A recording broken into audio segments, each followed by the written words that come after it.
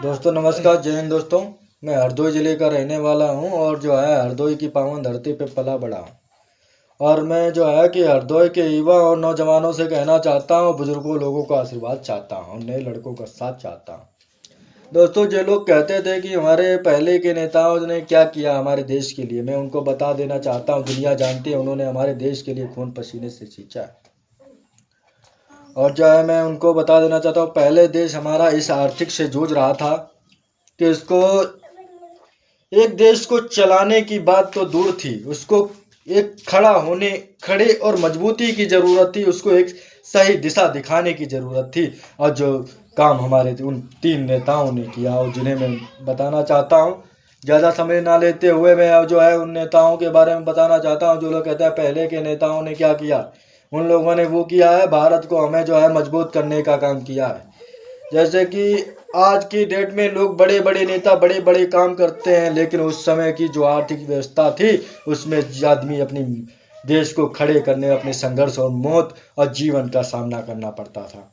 तो मैं उन लोगों को बता देना चाहता हूँ, 1947 में भारत एक टूटा हुआ टच था और उस समय आबादी करीब 34 करोड़ थी, लेकिन हालात ऐसे थे कि प्रति व्यक्ति सालाना आय लगभग 250 के आसपास थी। सुरक्षित 18% से भी कम योगदान उत्पादन लगभग निर्माण, विदेशी मुद्रा भंडार इतना कमजोर, देश की जरूरत सामान तक बाहर से लाना पड़ता था।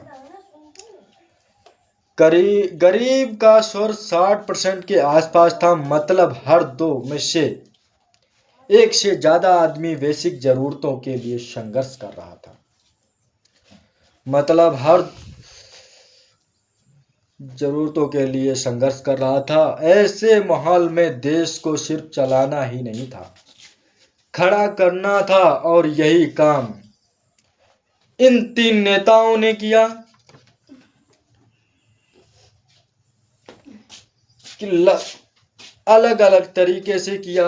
जवाहरलाल नेहरू सबसे पहले देश को दिशा दी और समझ लिया था कि अगर भारत को मजबूत करना है तो सिर्फ खेत से काम नहीं चलेगा, स्त्री सांस और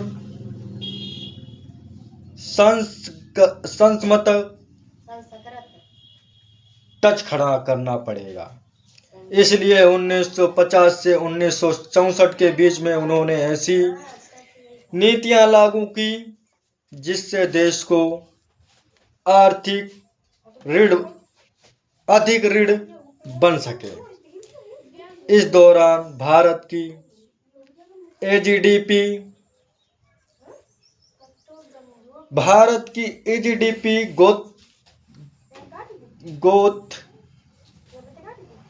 ग्रोथ और स्तर 3.5 से प्रसिद्ध रही, जो आज के हिसाब से भले ही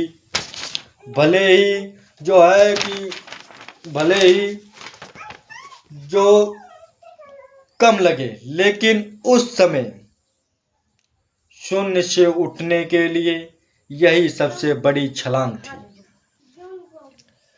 औद्योगिक विकास दर 7 से 8% तक पहुंची। इस दौरान 1950 के लगभग 1 मिलियन टन से बढ़ के 1964 तक करीब 6 मिलियन टन हो गया। नेहरू के समय जिन संगठनों ने देश के असली ताकत बनाई, oil and neutral gas commission 1950 में बना, जिससे भारत ने अपने तेल संसाधनों के परमाणु कार्यक्रम की नींव रखी और